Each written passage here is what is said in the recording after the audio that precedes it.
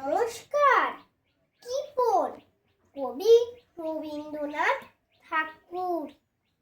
আমি ভিক্ষা করে ফিরতেছিলাম গ্রামের পথে পথে, তুমি তখন চলেছিলে তোমার স্বর্ণরথে।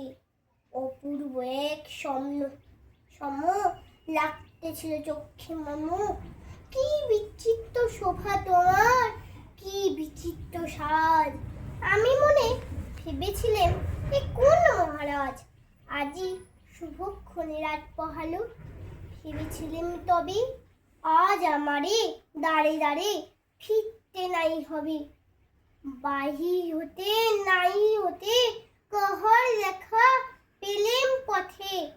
চুরিতে রথ ধনুধান্য ছড়াবে দুই ধারে, মুঠা মুঠা করে নেব ভারী ভারী।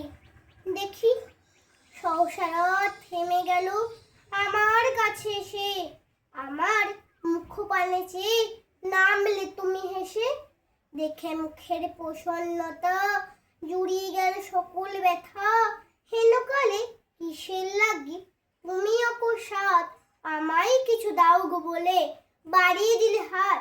মরি, একই কথাটা দিতে আজ আমায় দাও গো কিছু।